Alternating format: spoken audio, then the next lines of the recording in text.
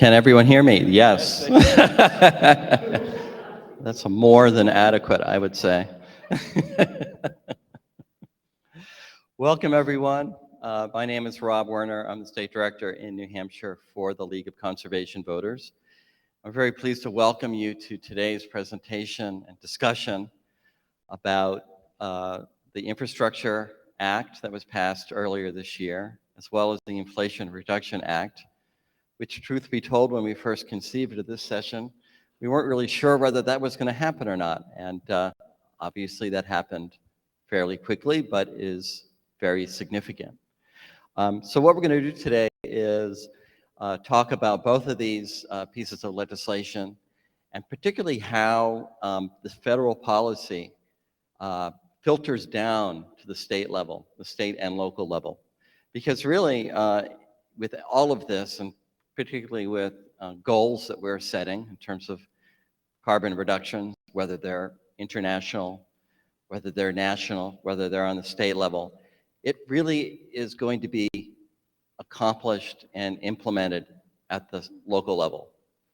And that's really the most important thing I think to keep in mind. So part of it is, these are very complex pieces of legislation, billions of dollars involved, as you know, fairly complicated processes that we are still trying to figure out, the proverbial building the plane while we're still flying it aspect, but very significant for us all, and I think hugely helpful to not only meet our climate goals and reduce emissions, but also do so in a way in terms of meeting the challenge of climate change that is going to create economic opportunity for our communities and jobs for our citizens.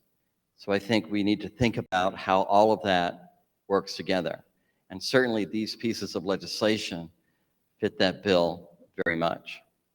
What I'd like to do right now is introduce Connor Jennings from Eversource.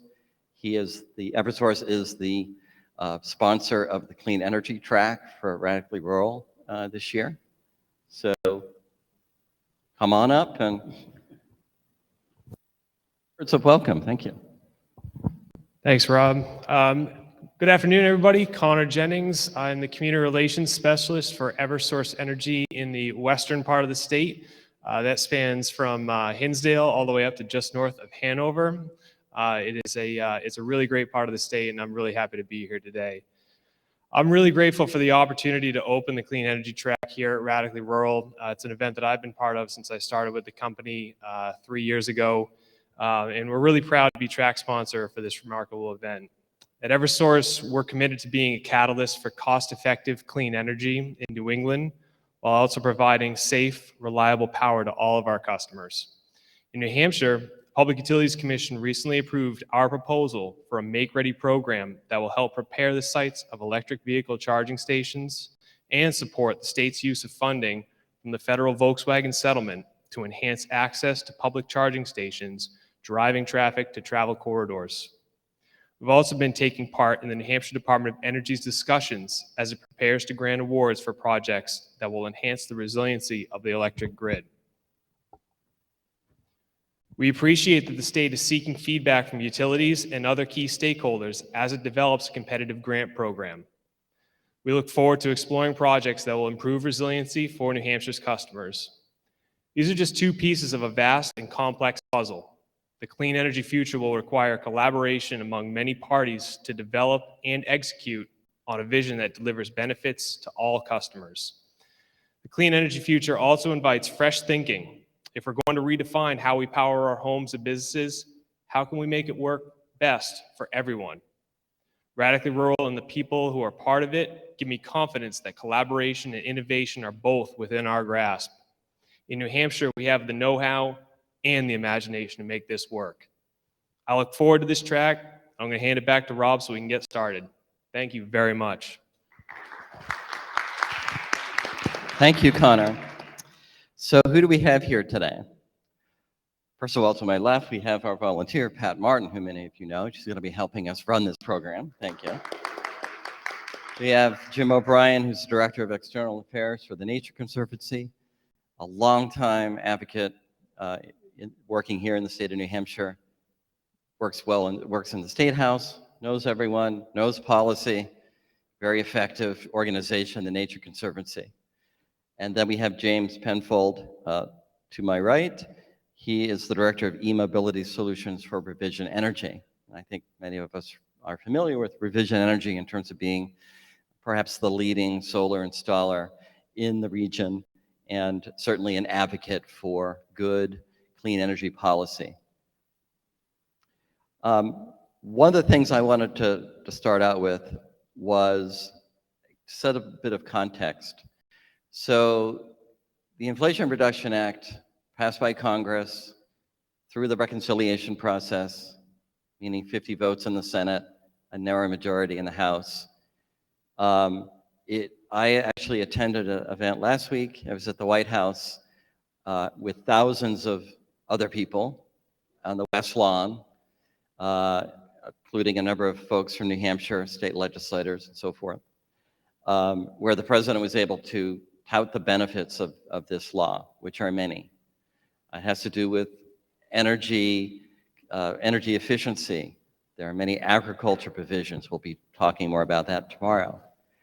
There are many types of tax credits that are going to benefit the individual in terms of your own home, energy efficient appliances, energy retrofits, heat pumps.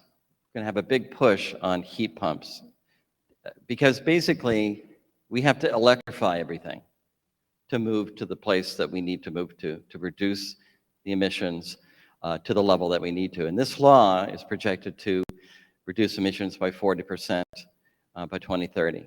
It'll keep us on track to the commitments that we made in Paris in 2015 at COP 25. And this is really important too from an international context. I was fortunate enough to be in Glasgow last year for the second week of COP 26. And there was a lot of discussion. Obviously, the Biden administration had taken office not that long before.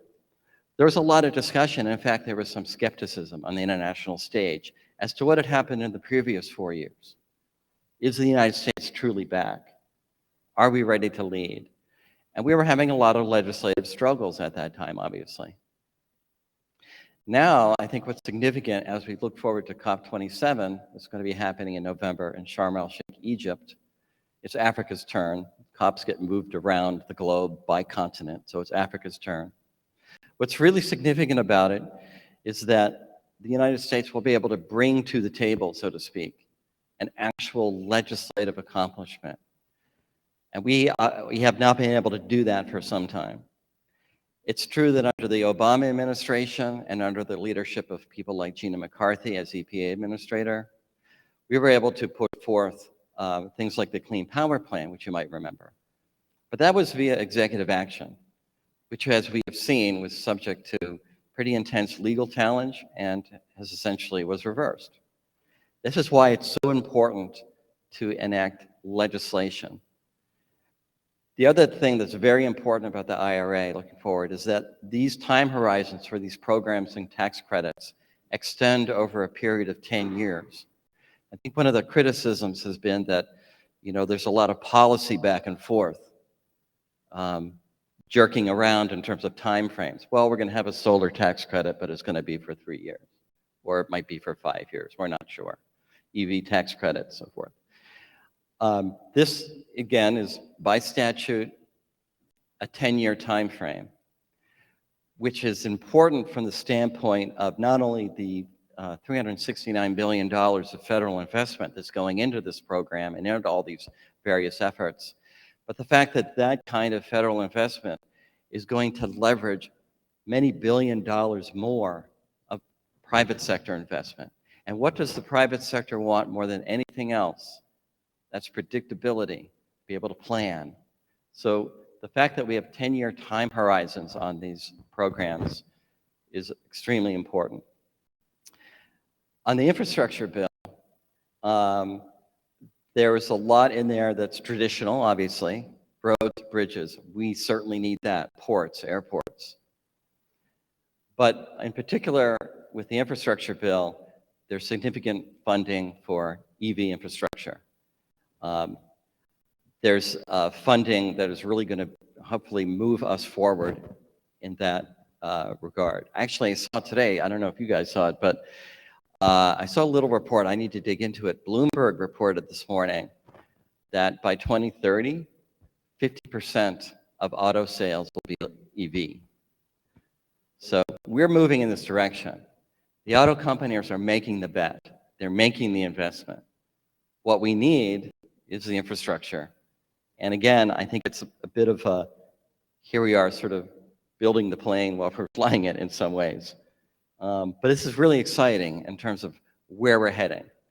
So what I'd like to do now is turn it over to Jim O'Brien. We're going to do 2 presentations. And then I'll have some follow-up questions. And then we're going to open it up to the audience. But now what I'll do is I'll turn it over to Jim O'Brien for his presentation. Well, thanks, Rob. Oh, no need to clap. Oh, clap for Rob. All right. Hello, everyone. Well, thanks for having me. So as I thought about what I was going to say today, I thought I'd really dig into a very large piece of federal legislation, and you guys would all be very excited. But I decided not to do that because it gets a little boring. So I'm going to talk a little bit about the Infrastructure Investment and Jobs Act, sort of to sort of set it up as a contextual frame. But then I'm going to dive a little more deeply into some research that the Nature Conservancy has been doing around, as Rob said, electric vehicles, and especially electric vehicles in rural counties and rural places here in New England, because I think it's very relevant to what you all have been talking about. And then I think it's going to set up for James very well, because then James will do a deep dive into what the infrastructure needs are and what the plans are here in New Hampshire, and where you all might be able to plug into the New Hampshire plan. Oh, I got this. Look at that. And it works. All right. So this is my little commercial for the Nature Conservancy. So if you don't know, the Nature Conservancy is a global conservation organization. We are active, have offices and are active in all 50 states. And our work is really to try to resolve the 2 major environmental challenges of our day. And that is biodiversity loss, which we're losing at an incredible pace, and responding to climate change. And so as Rob made a great introduction, as we look at these 2 bills, the infrastructure bill and then the Inflation Reduction Bill, these are very powerful tools that we see here in North America, in the US, that we can start to tackle those 2 challenges. They do get us to by 2030 down to 40% reduction in emissions, which is significant and moves us on the path where we believe we need to be. So the Infrastructure Investment and Jobs Act, it's big. That's probably an understatement to say. It's a very large funding package. It's hard for me to wrap my head around what $1.2 trillion over 5 years in spending really means.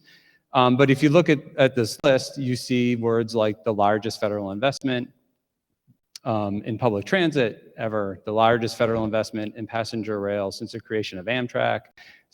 So these are very large investments. They're very significant investments that really touch down in almost all aspects of our infrastructure, of our built infrastructure here, with a real emphasis on sustainability and on reducing greenhouse gas emissions over time. Another way to look at it is sort of in the buckets that these funding goes into. So you can see, again, very large numbers across the economy, from roads and bridges to airports and ports, into electric vehicles. So significant investment in our infrastructure towards sustainability. So how does it actually get spent? So you can see, these are all symbols for some of our federal agencies. When you look at, there's a document the White House put out that has all the accounts that the money will flow into, and I think it's a very large Excel spreadsheet. I think it has like 400 lines on it. So you can see where all the funding is coming from the act into different pots of federal money. But there's really 2 ways that the dollars will flow. One is through formula funding, and the other one is through competitive grants. And so formula funding is just sort of what it sounds like. Within the legislation, there's a formula baked in that will then go to really to the states. And so if you think of like federal block grants for transportation, it's in law what the formula is, and the state gets appropriated their dollars. So there's a large amount of formula money that's going to go from the federal agencies down into our state agencies, who then distribute it either to municipalities, or they can do their own competitive processes. The second way that a lot of the funding gets put out is through competitive grants. And these grants are available to some of the grants are available to states to apply for. Municipalities are eligible for many of them, and then nonprofit organizations and others can also apply depending on what kind of dollars they are. And this is for the Infrastructure Act. It's a 5-year spending cycle, and so some of the dollars have flowed already to the state through the formula funding. There's been some competitive grants put forward that one has applied for, but they sort of are rolling out over the next couple of years. So not all the dollars are hitting the ground yet. I didn't have a slide for the Inflation Reduction Act, but it's a similar process for how those would be spent, although a lot of them are through tax credits and other means. We did an economic analysis, and for New Hampshire, it's a pretty significant economic boost that we'll see. I think the dollars coming in would support nearly 4,000 jobs in the state over the next 10 years. That's each year over the next 10 years. So it's a pretty significant job creator, and it's across all sectors of the economy. You would think that it's really around clean energy jobs, but it really cuts across agriculture and forestry as well for what's in there. And I'm not going to go through each of these. So this goes back to sort of the Infrastructure Act. But this sort of talks about some of the dollars that are going to be coming to New Hampshire through the formula funding. So the first one is $1.1 billion to fix roads and bridges here in the state. There is $125 million over 5 years for improvement to public transportation. There's $100 million coming in for broadband access in rural communities. There's money for weatherization and clean drinking water, a very large sum going into drinking water. And then 17 million over 5 years for electric vehicle infrastructure. And I think this is what we're going to spend the majority of our time talking about, is how those dollars can be invested, I think, to support rural communities here in the state. So I mentioned the Nature Conservancy has done a lot of research into sort of into rural communities and how transportation investments can benefit them. So we did a report. This was in partnership with EBP, which is an economic and policy consulting firm. This was a couple of years ago when the Transportation Climate Initiative was being discussed here in the Northeast. And so what we were interested in is if there was a large pot of money, I don't know how else to say it, but a lot of money coming, how can rural communities benefit from that? What are the types of clean transportation options are there in rural communities? The Nature Conservancy is interested in urban communities as well as rural communities, but we felt at the table there was a lot of interest groups advocating on behalf of public transit in more built-up urban spaces, and not a lot of advocacy happening for rural communities. And so we felt that we could bring some research to the table just to help explore, where dollars could best be used to support here, especially here in New England, our rural economies. So a couple of things that may seem very obvious when you think about transportation options for rural communities is one, that people in rural counties drive a lot more on a per capita basis in the region. And so you can see from the chart, they average 43% more vehicle miles traveled than residents in urban counties. That makes sense. Distances are further. I live in a rural town. I got to get in my car and drive to the supermarket if I want to go to the supermarket. We also, in rural counties, spend more of our income on transportation compared to people in urban counties. And then we also have more potential for incidents, and so you could see that there's a higher rate of incidents in rural areas than in urban areas. And then we also know that there's some special transportation needs in rural counties. There's a higher proportion of older adults and people with disabilities than in urban counties. And then car ownership, again, it's hard to think about living in a rural part of our state or our region and not owning a car. And so there's more car ownerships and there's more people who own cars, and then there's more families who own multiple cars in rural communities. And so what EDP did for us is they gave us 9 areas that we could think about for potential investments as we thought about money coming into the region.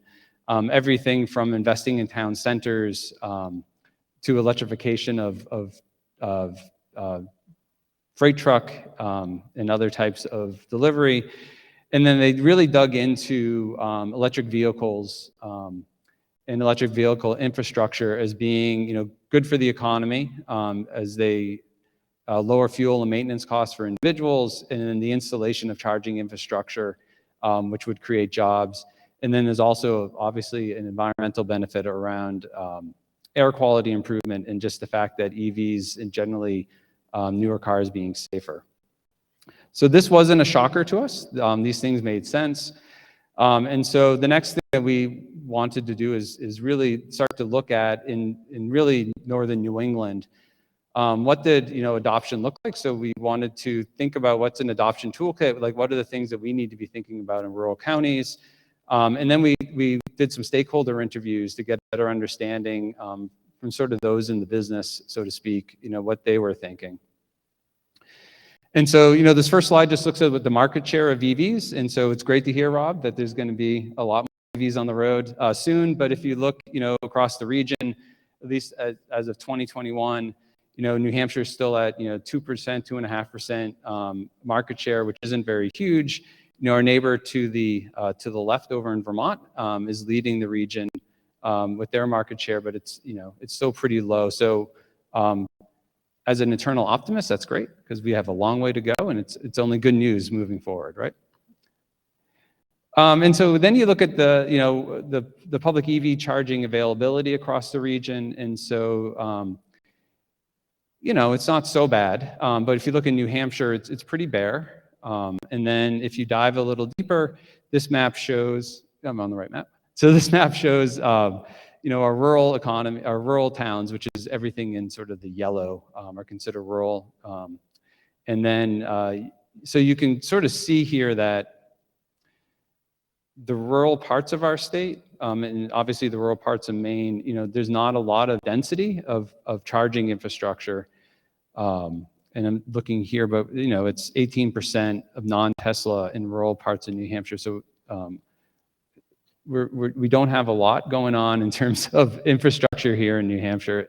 Another way to look at this is a heat map, which is really just taking that last chart and putting it onto more of a heat map. But again, you could see that the bright red here is really, in the southern part of our state over to the seacoast up to Portland, where you can get EV infrastructure, EV availability.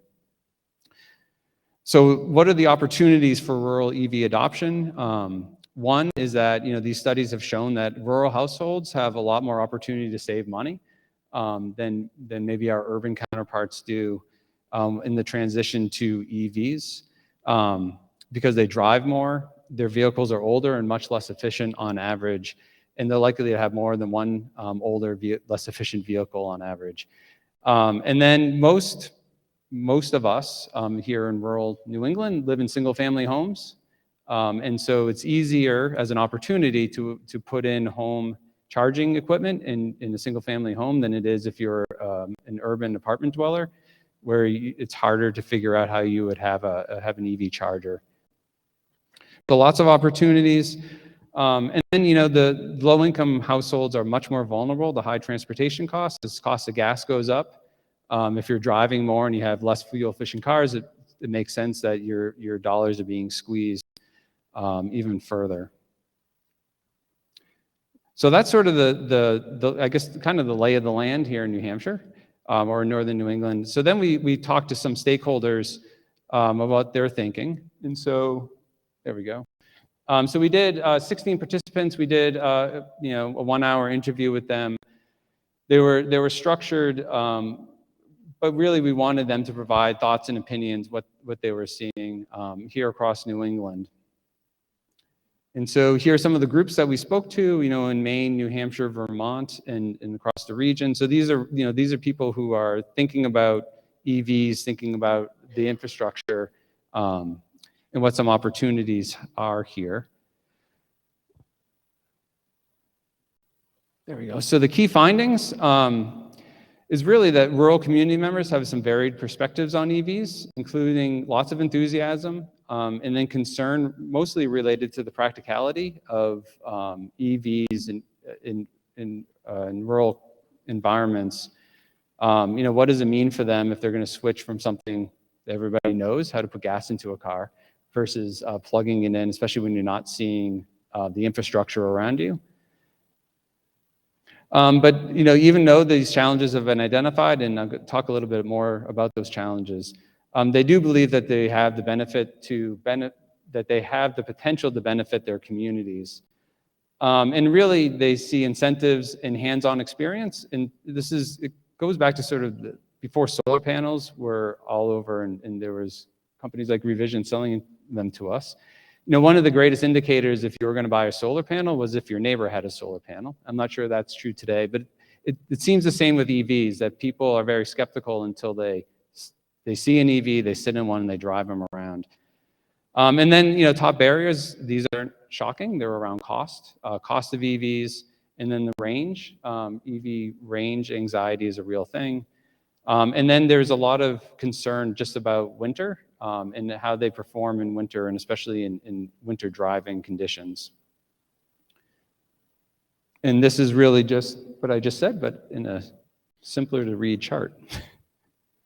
And then this group talked a lot about programs to support EV adoption, and then incentives were really at the top of the list. And thankfully, with the Inflation Reduction Act, there is a stable set of incentives now for individuals to be purchasing EVs, trying to bring the cost to be comparison with gas-powered vehicles. But really, it's both the incentives and then it is the charging infrastructure. So the last research that we did sort of took that, and what we really wanted to do is go do some qualitative research among actual New Englanders, so not the advocates or the companies that are selling these products to us, but actually go talk to some people. And this was during the pandemic, and so doing focus groups was really hard during the pandemic. And so this company we work with, Newbridge Strategy, they are doing a lot more what they're called qual boards, or qualitative boards, and so they are online focus groups that last over a couple days. They're actually much easier for individuals because you don't have to drive somewhere and sit into a weird room and talk to someone. Instead, it's all online. You do it when you can. You answer your questions that are put to you, and you get a lot of really good research. So again, this was in northern New England. It was in New Hampshire. It was Maine and Vermonters. And so we're really looking for a really diverse cross-section of individuals from these states, different ages. And I would say I'm going to show you, it's not doesn't look like a ton, but the report that came from this was like 100 pages because people had a lot to say, a lot of experiences. It was very eye-opening. And so, people's initial descriptions of EVs really focuses on environmental impacts. It's the first thing that people think about, is what are the benefits to the environment. And then ideas around costs are also top of mind. And so you see some quotes here from individuals about what they think. And when I say they're focused on an environmental, not all of them are positive. Some people have questions about the environmental impact of EVs and what they mean. But you can see through this list that, again, these aren't very surprising. The things I've already mentioned, the environment, the expense, the fuel efficiency of EVs, how they do in winter driving conditions. This was an interesting question. We sort of asked them, what do you think? What do you think of someone who drives an EV? And so really what they thought that EV people, that sounds awful. People who drive EVs Are urban, they're well off. They have concerns about the environment, but they're not like me. That's generally what people thought. They see people pulling in their EVs and they look, they don't feel like them. And so that's sort of, it's one of those, the solar panel. If you don't think the person is like you, you're less apt to go look at an EV, which is really interesting. It's something we have to overcome. And then concerns about EVs as personal vehicles have to do primarily with range anxiety, getting stuck when the car dies, and safety in winter. And it was interesting, the difference between men and women when they talked about this. Men thought, well, if my EV dies, I can just get out and I'll walk. Females were much more concerned about their personal safety. What happens if I'm out of range and my car dies? I'm stuck on the side of the road with nowhere to go and no one to help. And so these are real fears. And if you look at a charging map, it's hard to see how you would entice someone who has range anxieties in a rural part of the state to go buy an EV if they have daily commutes that are 50 or 60 miles, which many of us do.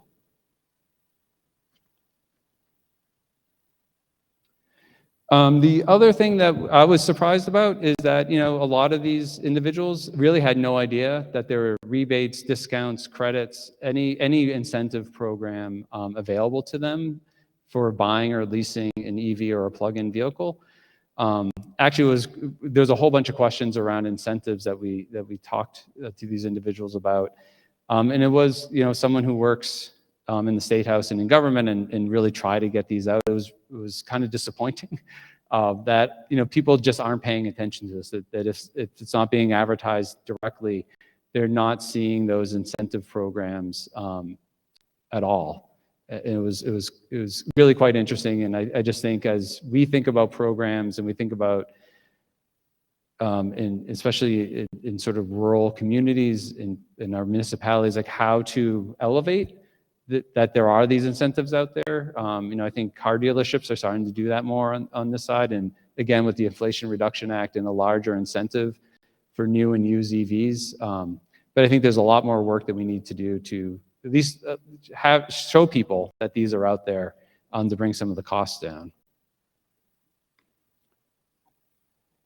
So, the participants did say that one of the best benefits of an EV is that they have many of the same capabilities as gasoline engines. And so that was it took us a while. I think it took us. I'm not a pollster, so I watched. But it took the pollsters a while to show information about how EVs performed, that they weren't like space capsules, that they were like regular cars. Again, people, if they've never seen one, it's hard for them to understand. But as they came to believe that the performance of the vehicle was the same or even better, that helped them. And then the more that charging stations get added, they see that it could have the same safety features as a gas-powered vehicle. That range anxiety starts to dissipate. Now when you show them the map that actually is there now, if you show them a map of what is being projected, that anxiety is lessened.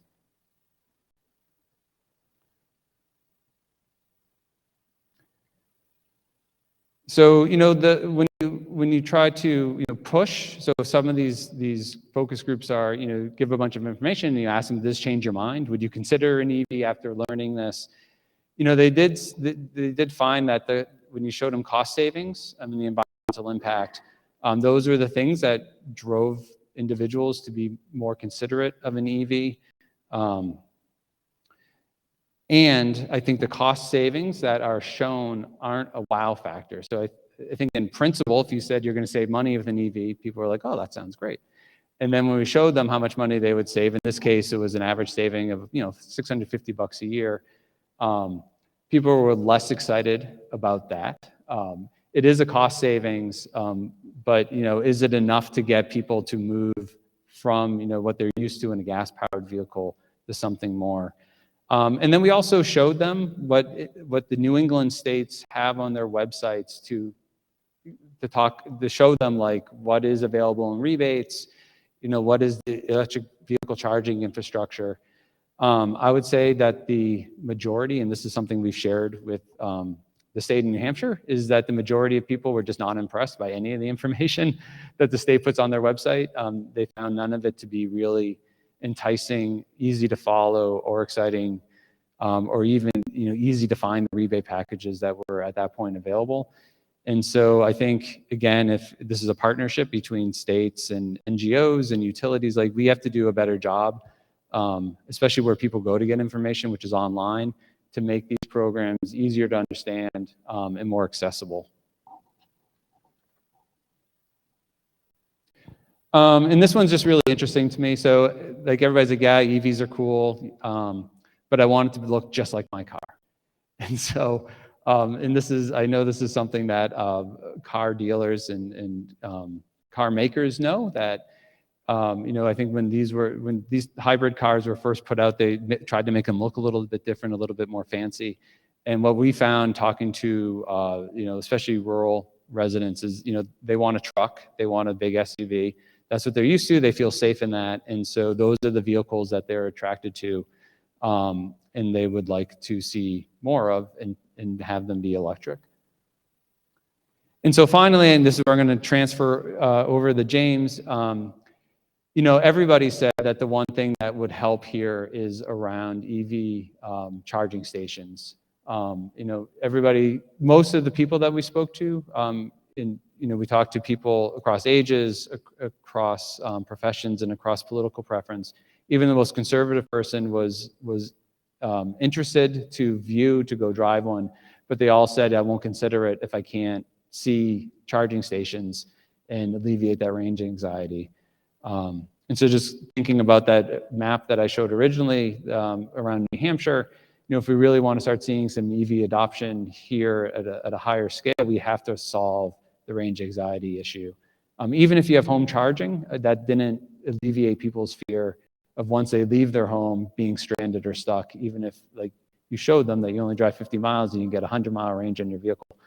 That wasn't convincing enough. They want to see the gas station out there that they know that they could pull into and be safe.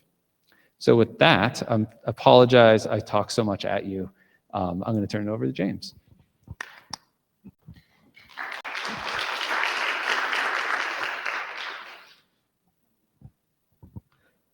Thank you, Jim.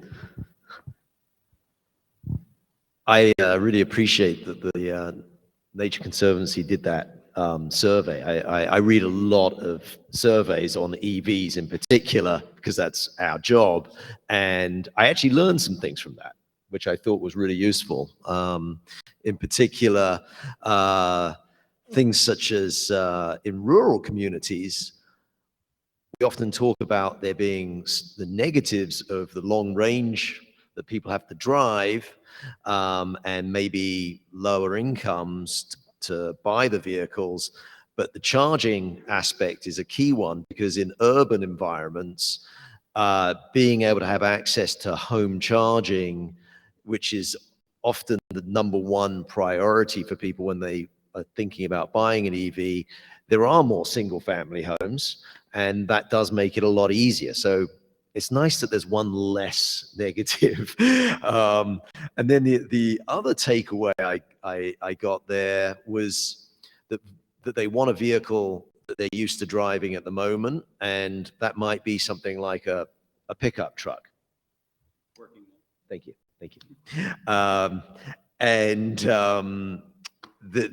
Interestingly, the Ford F-150 Lightning just came out very recently, and one of my co-workers' father has one, brought it into the office recently, and took everyone for a test drive in it, and people are just blown away.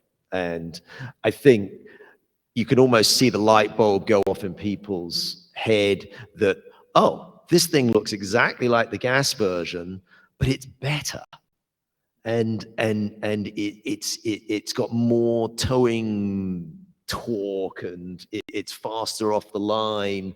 So I think that ultimately might be the tipping point when people realize that the car is better. Tesla did this, for example. The cars are just faster. So thank you very much for having me, Rob. And thanks for the presentation, Jim. I'm going to take a deeper dive on the funding that's coming down the pike for the bipartisan infrastructure law, and very briefly talk about the IRA, or the Inflation Reduction Act, because there's a lot of unknowns with that right now. But anyway, I'm James Penfold, Revision Energy, Director of eMobility, and Revision Energy, if you don't already know, founded in 2003, a couple of guys in a garage, and they've grown immensely since then. We're now about 370 employees, 5 branches across 2 in New Hampshire, 2 in Maine, and 1 in North Andover, Massachusetts. We've done about 13,000 clean energy projects in total. That includes everything from commercial and residential solar, air source heat pumps, air source heat water heaters, and obviously EV charging stations. Everything from adding a residential charger to a PV job, all the way up to recently we just installed one of the fastest charging stations that ChargePoint makes on the I-95 in Kennebunk, the rest area there. So that's like state of the art, and we're the first guys to have installed that. So if you're ever going up that way and you drive an EV, it's worth stopping by. So 2017, we became an employee-owned company, and we're also a certified B Corporation, which, if you didn't know, it's a special certification process companies voluntarily go through they have to meet the highest standards for social and environmental performance. So basically, they got to be a force for social environmental good, and that's runs in our DNA with everybody that works at Revision Energy. So advocacy is a very significant with us in all clean energy matters. So Jim, oh, pardon me.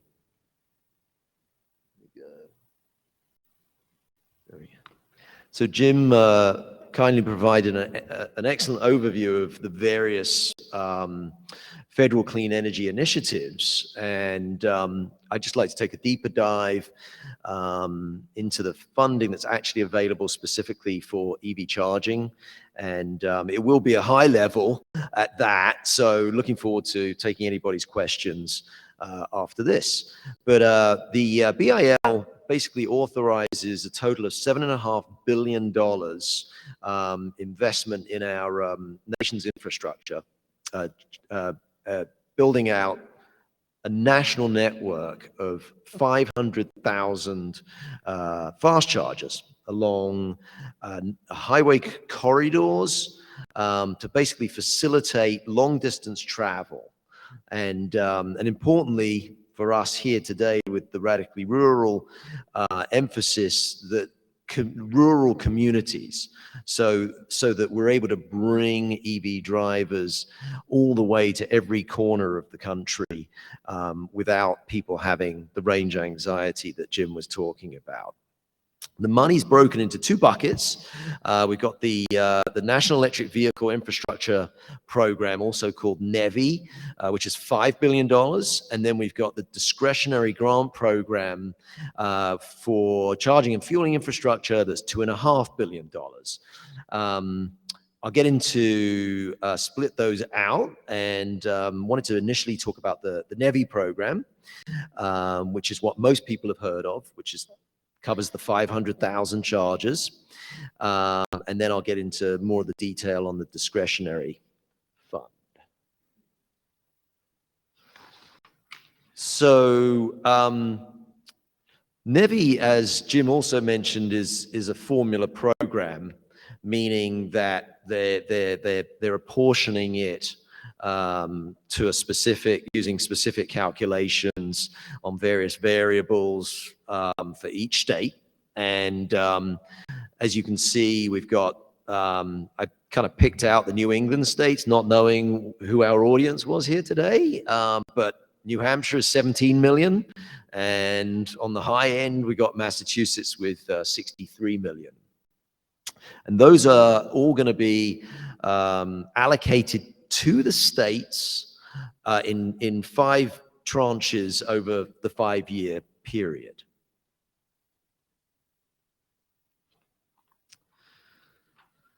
So looking at how the NEVI funds will actually be spent specifically, that money they're being very prescriptive about it. So the first off, I didn't mention that once this is a first, but the Department of Energy has created a joint office with the Department of Environment, I believe. Is that right? EPA. Sorry, DOT. It's the DOT and the DOE. And they have created a very specific guideline that they told all the states that they had by August the 1st to submit their plan to them. And then they would authorize that plan by September the 1st. And they just literally only a few days ago announced that 35 of the plans had been approved. That includes all of the New England states. So, and there's slight variances between each state, but I'm sure everyone wants to know what New Hampshire's plan is.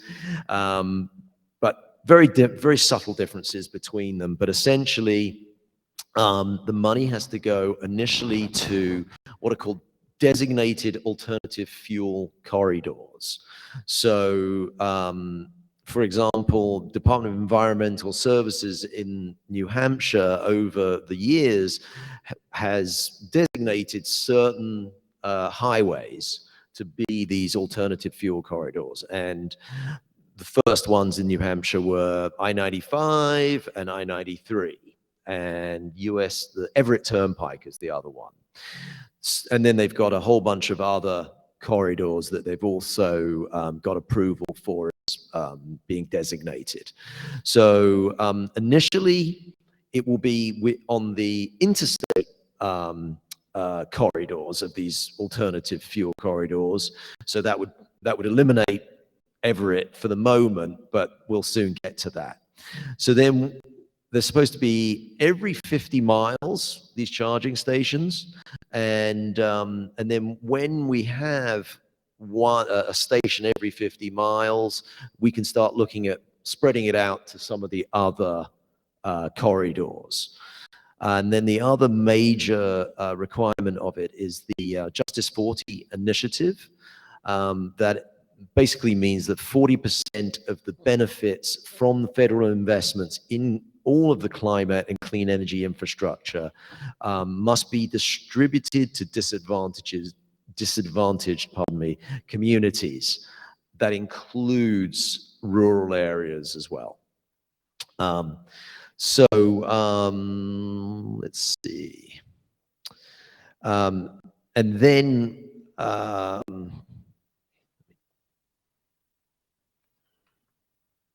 so then the specific program requirements to actually obtain that funding.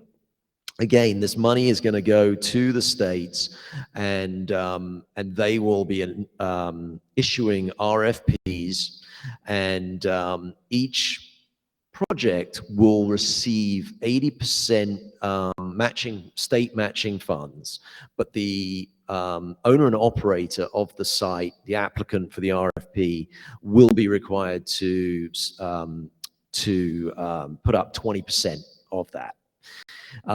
They're not allowed to be more than a mile from the highway, and maximum of 50 miles apart, and at least 4 stations, and they have to be these very high-powered 150 kilowatt stations, so super fast.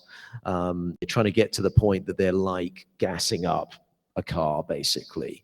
And then ideally, they'd like to see them future-proofed for even faster more powerful charging than that. So, what this means is, in a rural location, often we don't have access to this high-powered infrastructure, and as a construction company, we're often dealing with the Eversource folks, for example, to try and identify which areas, just to begin with, before you even start getting into any planning, whether that site has access to three-phase power, and even if they've got three-phase, is there enough capacity on the wire? Is there enough capacity at the local substation? Because this is the level of power that we're getting into now with these high-power chargers. So I thought I'd just use the New Hampshire program as an example. Again, not knowing who our target audience is today, but it's pretty typical of most of the programs that have been just recently approved. Timeline-wise, we're looking at RFPs will get advertised in 2024. Some either some of the faster ones are going to be early 2024, and maybe the first awardees will be selected in late 2024, and then all going well, we'll start constructing those in 2025, and then hopefully we'll be fully operational by 2027.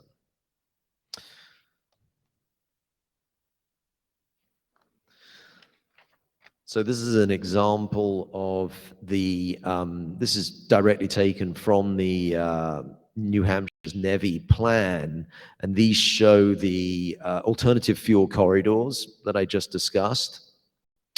And they pretty much, in New Hampshire, they reach almost every corner of the state.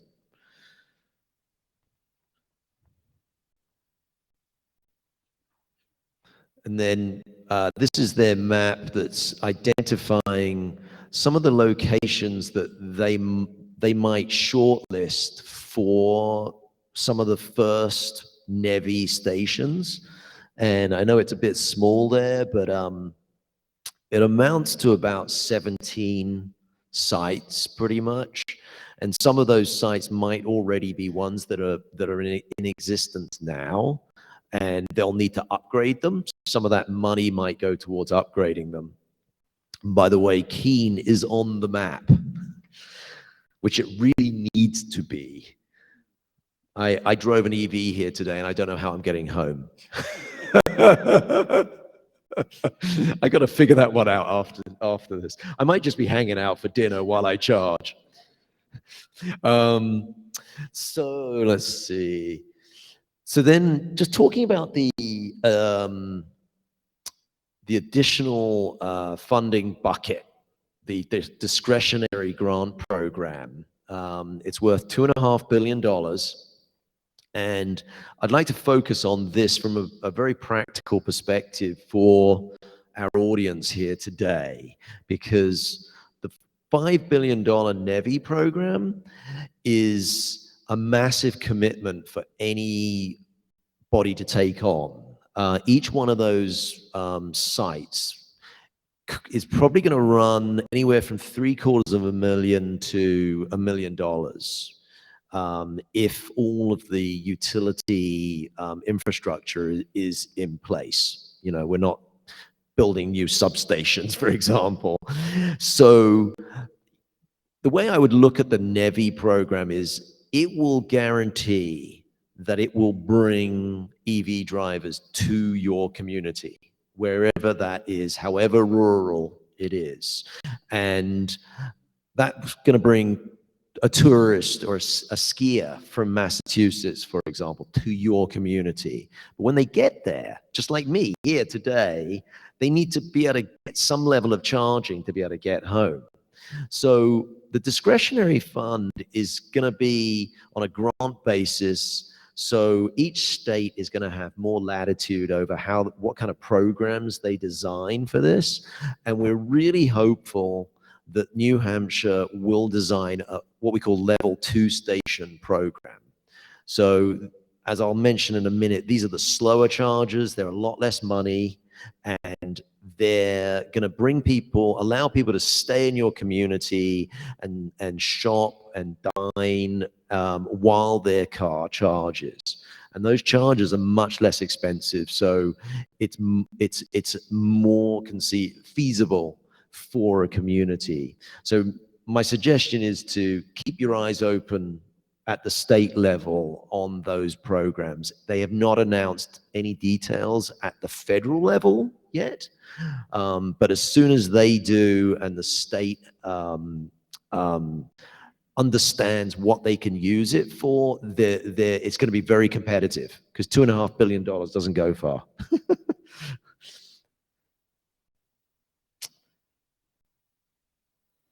So then, oh yes, just one other mention there. The Inflation Reduction Act that was just recently passed, that is more of an emphasis on tax credits and this kind of a stick and carrot approach.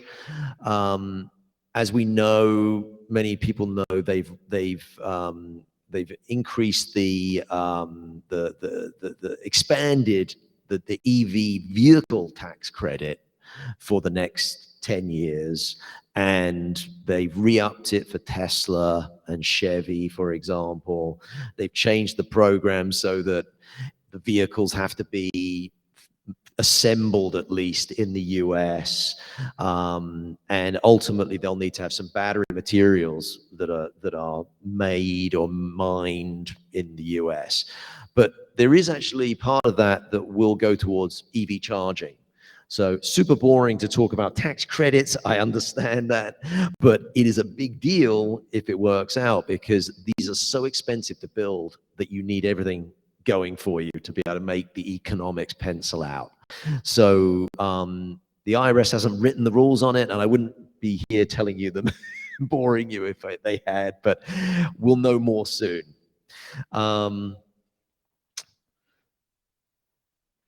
So then I just wanted to get into talking about the different types of charging station technology. So this pyramid kind of does a job of illustrating the size, the number of chargers that you need for each level of charging. So at the very pinnacle, we're looking at the ultra fast, high-powered chargers that we'd be installing for the NEVI program. And when you have those, you don't need too many of them, because people are pulling in, they're gassing up, and they're moving on, right? They're really expensive, so you won't be able to put too many of them in anyway. And then as you move down to the very bottom, you're looking at level 2 charging stations that are much more affordable. We're talking, anywhere from $10,000 to $20,000 for a charging station. And the idea with those is you have as many of those as you can afford to put in, because ultimately, when 50% of the vehicles on the streets out here are EVs, every single one of those parking spaces is going to have some, or at least half of them have charging stations. And as long as those vehicles are sitting for 1+ hours, they're going to get enough charge. So, I mean, for me to get home, I could just plug in for a couple of hours at a level 2, and that would be enough. That would be 50 miles for me. So, so let's see. And then, in conclusion, just like to kind of make a recommendation that communities understand what their priorities are with the bipartisan infrastructure law funding, and what they want to go after, because the fast charging stations, as I described, they're incredibly expensive, they're incredibly complex, the projects, and unless you're a grocery store owner with a large parking lot that wants to actually draw drivers to your business and you can actually monetize that, it just doesn't pencil out for you, the economics of it. You might want to look at prioritizing having people stay and play, as I say, in your community. So if downtown Keene, if you want someone, you know, if I'm sitting for a couple of hours, I'm going to go off and buy a coffee. I'm going to go and have a meal, and I might actually have something, an extra coffee or whatever, just to be able to get that extra juice from the charge. So there's some economic benefits to offset the cost of those, and when you figure that out, what your priorities are, then I would just recommend looking into some of these resources that I've got up here. The number one resource, the Joint Department of Energy and DOT website that they set up is driveelectric.gov. Great. It's got everything you need to get started there. And then Googling your state's NEVI plan is always a good start to be able to understand where, you know, what the criteria is they're looking for. And those state websites will have information about the RFPs when they're published. There's a rural EV kit that the DOT published, great hands-on instruction manual, essentially, for how to get EV chargers into your community, especially in a rural situation, with various funding sources. And then we got the Clean Cities, great resource, been around for a long time. New Hampshire has a great organization, Granite State Clean Cities. And then Drive Electric New Hampshire is a non-profit organization, kind of a steering committee that does a lot of advocacy work. We welcome all stakeholders to that. There's a position for place for everybody to contribute. And just final plug, pardon the pun, Plug in America has National Drive Electric Week that starts this Saturday and runs through to the following Sunday. And those are excellent events around the country. Just go to the website, plug in your zip code, and you'll find a number of events around you, and you can go talk to EV drivers and maybe get a test ride in one. So, and any other questions, please don't hesitate to email me. Thank you very much.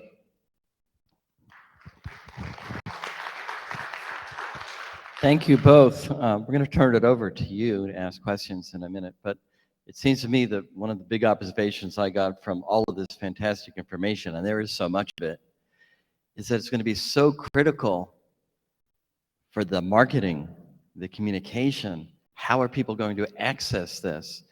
And I think eventually, in the same way that people are so used to buying vehicles now, the way we buy them, what we're buying, when we go to a dealer, or if you're looking online, or in any number of ways that we buy vehicles presently, it's going to take, it seems to me, a cultural shift in terms of what are people's expectations? How am I going to access these new options? But again, it just seems that the marketing, information, communication of not only EVs, but so many of these other things, the individual aspects of your own home's energy efficiency and what can you take advantage of, is going to be so critical.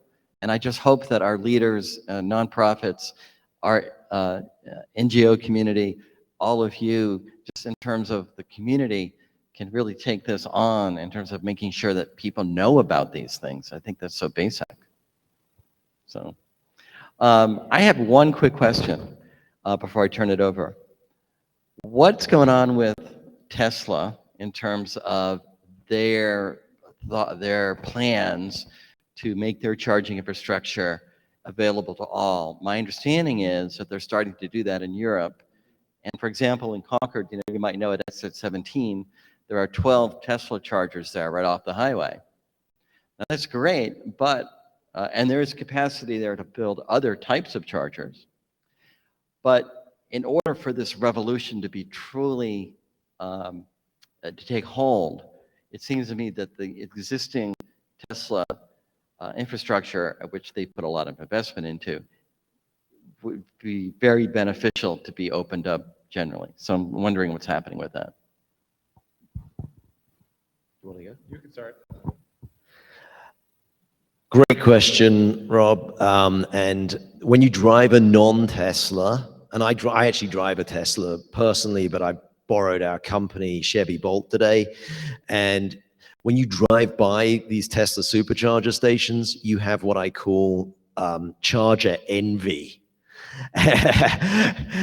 And ironically, they're often empty because the Tesla's got such a big battery in it that you don't need to stop. So that they're underutilized resources a lot of the time. So what Tesla's looking at, they are so good with their data metrics. You know, every Tesla, dare I say, it's streaming data back to the mothership all the time. So they know whether these charging stations have, how many Teslas are around them at any one time. They know whether I've set the destination to go to one to charge. So sometimes you'll see that they'll reroute you to another station because they know how many vehicles are inbound at that time. So what that means is they then can be more efficient about that and say, okay, here's this station in Keene, and we know that there's no Teslas coming here right now, and we know when the busy time is, so they can open up a couple of plugs, so to speak, for universal charging, knowing that they're not going to block that for their own customers. Ultimately, Tesla doesn't want to, kill the goose that laid the golden egg, which is their charging network. So it is going to happen. It may happen in isolated areas, but I think it's a really key. If they flip the switch on like they have in Europe, it will make driving a non-Tesla much easier. So we're going to open it up to all of you. We also have questions that are coming through online. So I'm going to pass this over to Pat. Okay, so the first question is, what's the recommendation for how people can figure out what incentives or tax credits they might be eligible for? Probably the first thing to do is Google it. And there's plenty of sites that will they'll lay out the incentives available to you. And then I think for a lot of EVs, if you're going to the dealership, it's in their best interest to help you figure out the incentive program that's going to help you get into a car.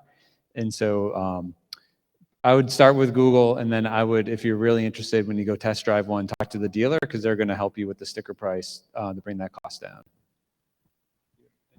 Sure. There's actually a specific website, Electrek, with a K on the end, that has stories on this all the time. And the other one is Inside EVs. And I would look to the latest information from them as well. But it's evolving right now. And even at Revision, we're doing a lot of deep dive analysis. And it's hard to know for sure. But yeah, the car dealers are a good resource as well. But I wouldn't believe 100% of what they tell you, because actually they might put you off and you think there isn't a credit available. They're more likely to be conservative, is my point.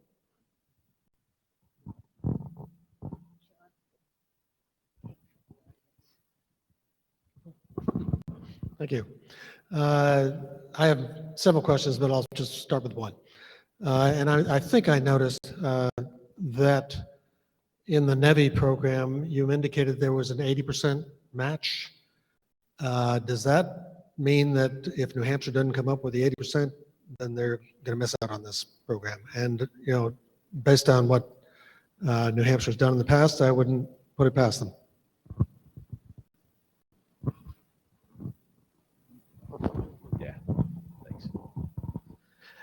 So the 80% comes from the feds to the state.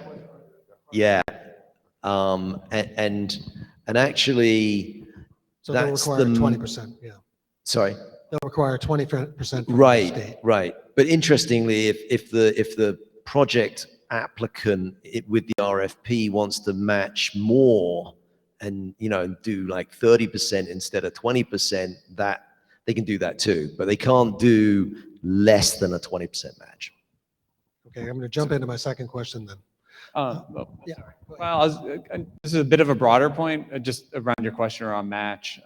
So not on EVs, but a lot of the competitive grant funding that's available, some of it requires match. And so some of the conversations that we've been having with state agencies here in New Hampshire is, can they access those federal funds? Like, do they have the actual match within their agency budgets in order to put the dollars forward? And I would say it's a mixed bag. It's just, this goes to how our state is funded and how our agencies are funded.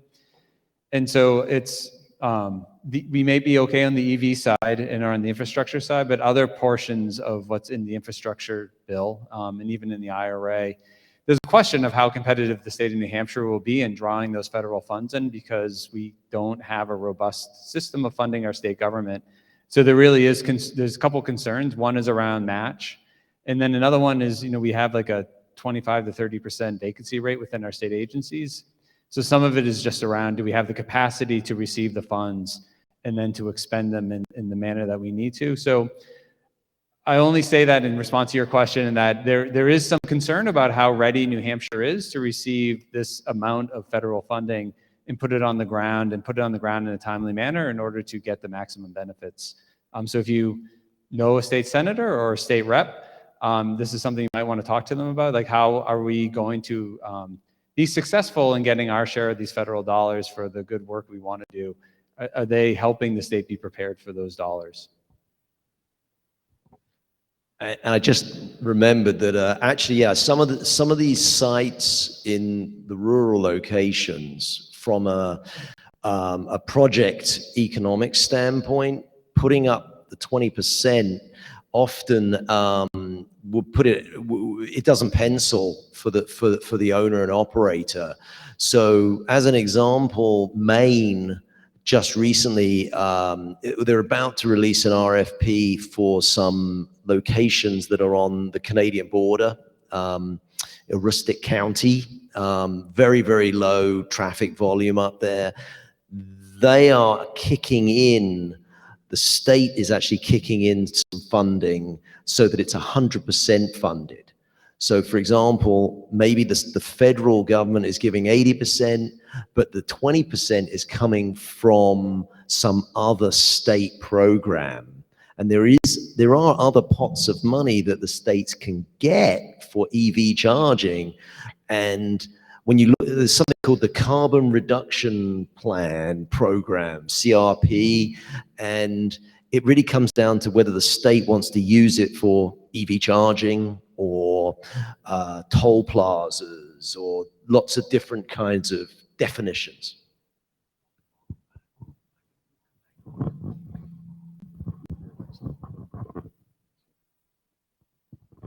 Thank you. Your emphasis today seems to be on the EV charging stations, but would solar energy be involved in any of these grants?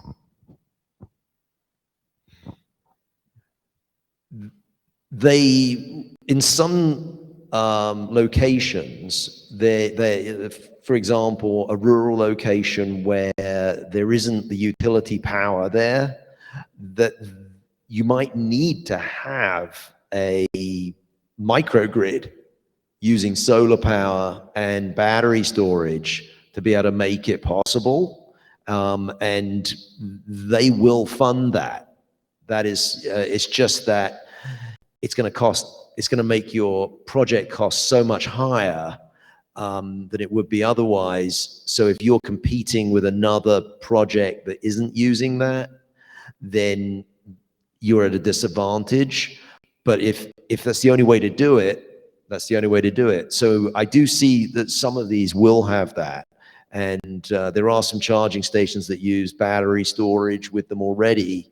that we're involved with. So it's coming. How long do these batteries last? Do you mean in years or just for the charge, the state of charge?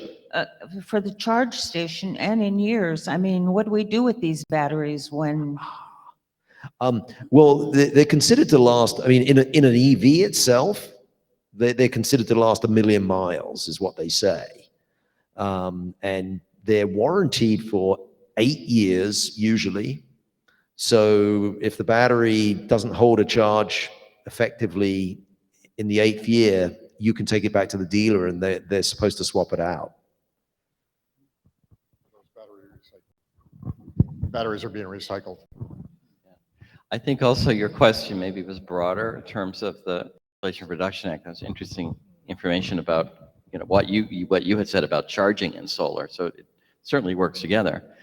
But in the Inflation Reduction Act, the tax credits for solar have been extended again for the 10-year period. I believe it's 30% tax credit for residential customers for the next 10 years. And this kind of fits in this whole aspect of how can we help the individual in a very practical, everyday way in terms of reducing their energy bill. This is where the heat pump comes in, the credits for that, the energy efficiency, efficient appliances, the basic sort of energy efficiency work that are done in homes that, needs more attention. Somehow we need to make that more sexy, so to speak, because as we know, investments in energy efficiency are so effective. The cheapest unit of energy is the one that is not used. And I think that, we have seen, obviously on the state level here, we need more robust policy on energy efficiency, and perhaps this next legislative session, we can get that. We'll certainly push for it. The states around us are doing much more and much more effectively. But these are the kinds of things that I think even without the hoped for state action that we have, these federal incentives that our folks are going to have available to them, I think will regardless push forward and help people. Not to keep talking, but just on Rob's last point, I mentioned earlier that we did an economic analysis with a company called BW Research on the Inflation Reduction Act and sort of what's the return. So we had a jobs number, which was great. But we did this, it was a national study, and then we did some individual states. New Hampshire was one of them. And what the researcher found was, we have a really good economic return because of the federal funding, both in jobs and dollars.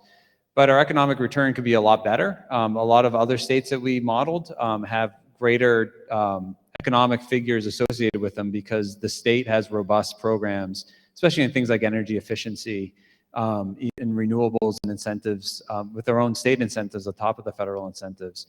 So while we got a pretty good, significant economic return, the other states are seeing much larger ones because they can leverage those federal dollars, where New Hampshire just hasn't made those investments and policy choices. And so Rob's right, the more that we invest in those programs here in the state, just the higher rate of return we'll get, all of us will get, in how we use energy. Okay, I think we have an online question as well, too. Okay. All right, come on. Okay, is there any funding targeting eventual electric vehicle battery charging? Are there any rural electric vehicle battery recycling plans in the works? Recycling batteries? I'm happy to have a go.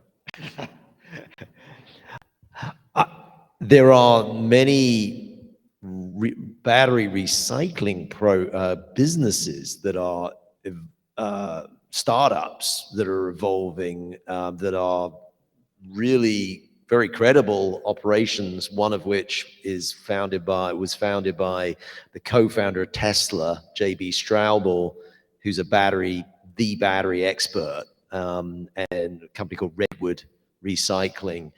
And they reckon that the recycled batteries the materials they get from them will be actually more pure and more valuable than having to go out and mine them. So As far as it being rural goes, I guess what would happen is you take your car back to the dealer, and they'll have a program that will send the car into a facility that will strip it out in a clean environment, and then it'll go to this recycling company, and it'll find its way back into the stream again.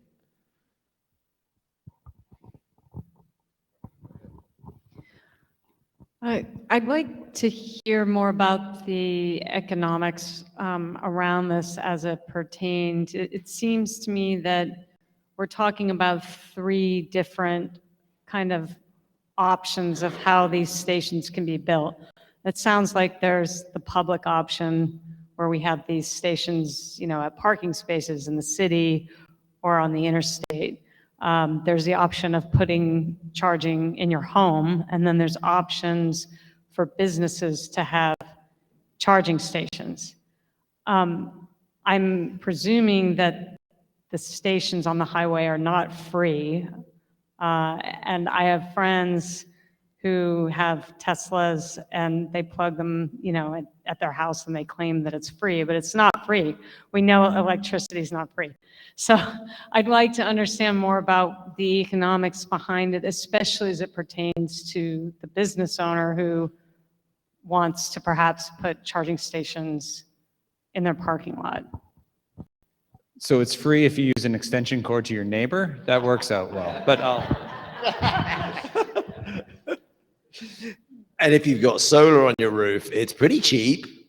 And there's actually, if you're in New Hampshire Electric Co-op territory, they have a program that they're piloting right now that gets you access to the ISO New England wholesale rates. And at certain times of the day, it's negative. Sometimes, well, not negative, but it's zero cost to charge your vehicle. So technically you could, if you're involved with that.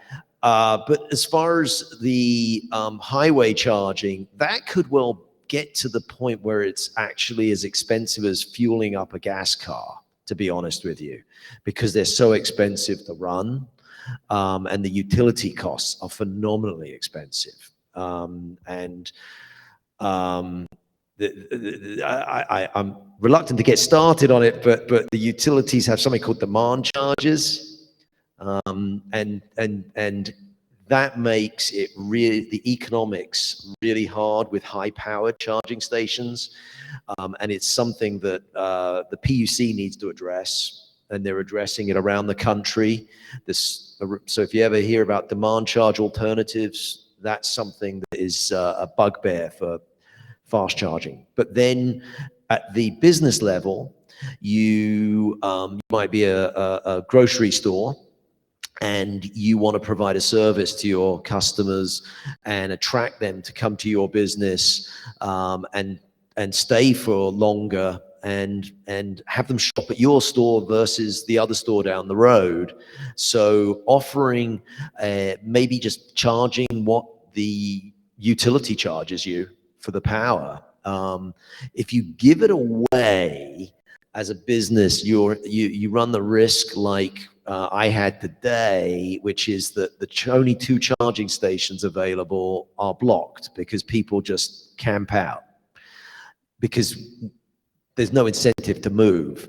So you almost need to bill people something so that they make that decision. Do I want to plug in or don't I? Because when I charge at home, it's lower cost, right? So,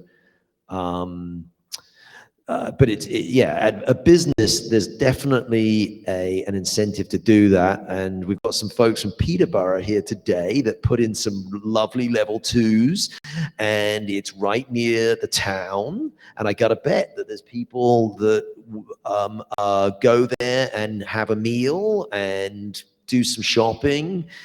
And so it has an economic benefit. See, it's hard to do the math, because a lot of people, they won't plug in if it's too high, the price. But when you're on a highway, you don't have a choice, unfortunately.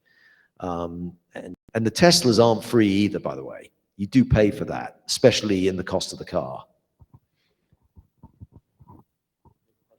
Yep. So I just had a question about the federal funding programs and if they will actually help communities pay for the infrastructure upgrades if they're needed.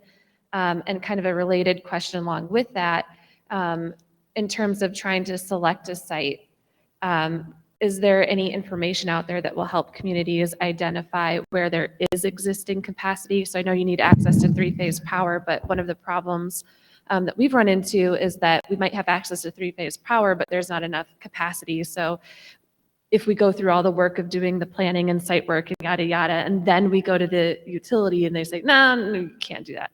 Or you can, but give us $500,000. Is there a way to know that information ahead of time so that you don't run into that after you've already sunk a bunch of time and effort into it? Yeah, I'll stop there. That is a great question. And I know from our solar division that they have this issue all the time, that the utilities in New Hampshire, our beloved sponsor actually, doesn't, I wish that they would share more of their capacity maps, because then we'll be able to identify regions and be able to zoom in on them more from a higher level. And then once you get to a ground level, you need to literally look at what the wires are carrying and what the transformer is capable of. And it may be a smaller installation where you're looking at their electrical panel in the building. That's something that the electrician can do, or a company like Revision. We can certainly ballpark it by looking at the transformer size, and then we can get it to the point where our engineers run the numbers. And but ultimately, it definitely, having utility engagement in this process is critical. And they are interested in doing it, but often they have to be told by the PUC that they've got to do it, from what I understand. We would really make everyone's life a lot easier. And there are states that do it. Well, we're just about at time. We'll take one last question, and then we'll wrap that up. We'll wrap the session up. I was just curious to hear more about bottlenecks, and I know that we were saying there's like a 25%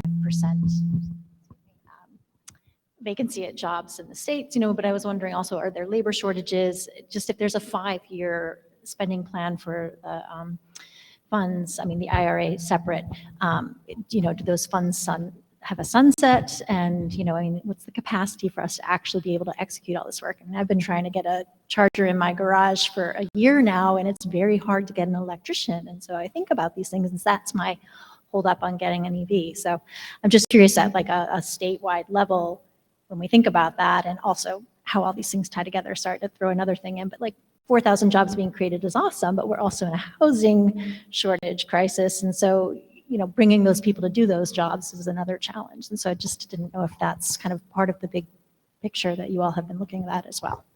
Yeah, it's a great question, because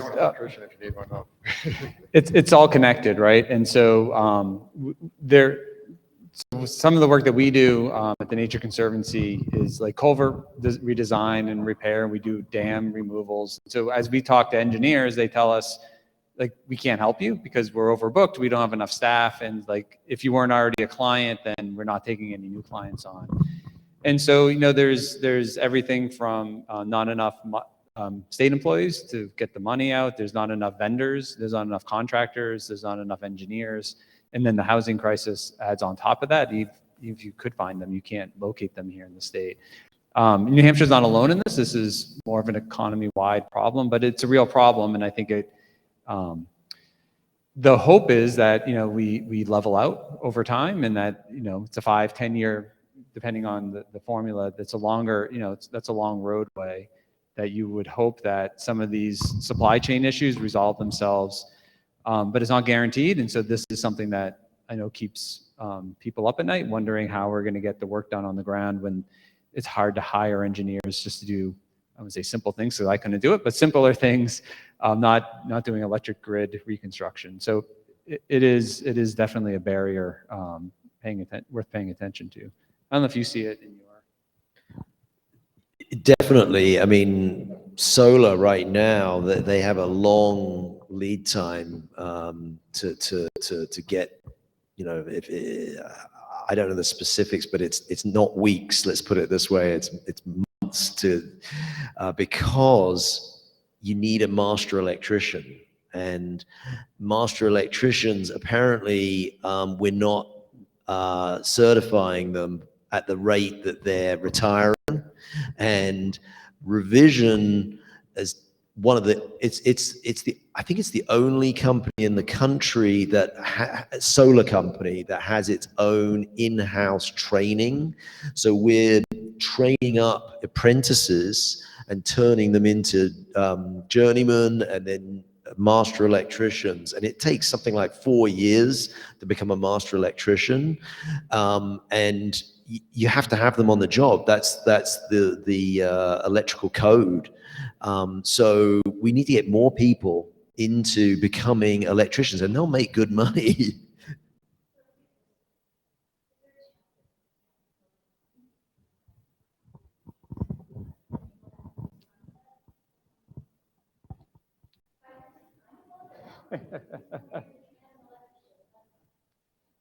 Yeah, so this, so I'm not a congressman, but my assumption would be, you know, I think there's an added incentive for this to be successful. Well, I appreciate that, Rob. So I do think, I mean, I think it's early. We're not even through year one yet, and so I do think there's something that I've seen is that when you have financial incentive, the market corrects itself, and so you know, you can even see it like in my high school in Hopkinton, where they're doing a lot more job training programs. There's a lot more sort of community colleges getting much more invested in the trades, because there is 5 years worth of funding on top of another 10 years worth of funding. And so I don't know if it's a strategy, maybe it's more of a hope than a strategy, that, you know, with financial incentives and more demand will create, you know, different types of labor movements into more of the trades, and then just hope the supply chains pick up. I would suspect that if it is a real lull across the country, that they're not able to, that some of these deadlines will be extended. I mean, it's a 5-year funding, but I could see sort of the funding being done in 5 years, but the actual spending of those programs sort of being extended out to make more room. And that's not an atypical federal type of program where money's appropriated in 1 year, but they extend the lifeline that you can spend it. So I think you'll see over time, I think community colleges in particular are ramping up in a rapid way to meet demand, and the demand's only going to grow for these skills. So something like the apprenticeship programs that James is talking about, there's going to be a tremendous opportunity in offshore wind, welders, electricians, all sorts of aspects of that kind of work that is going to be a pretty massive enterprise. But all of these incentives, investments that are made that we're talking about with this legislation, I think, as I said before, this federal investment is going to leverage many more $1 billion of private sector investment. And I think that will spark even more demand. But I think what we need to do and be cognizant of is that we need the investment in our educational system, in our workforce training, and in our apprenticeship programs to meet this demand. This should be a very high priority. So, well, we're at time. And I wanted to thank everyone for joining us, both here in person and online. And thank you to James, thank you to Jim, thank you to Pat. One of the things that is exciting and fits right into this discussion, and James, you had mentioned it, Drive Electric New Hampshire. So there's a program that's coming up this Saturday at Franklin Pierce University in Rindge. It's going to be a day there where many electric vehicles will be able to be viewed, be able to be driven. You can learn about them, become comfortable with them. Can you remind me what time? 12 to 4. 12 to 4. So it's right here in the region, fits right into what we're talking about, and fits right into the end of the week. So please go there to Franklin University on Saturday. It'll be a very good opportunity for you.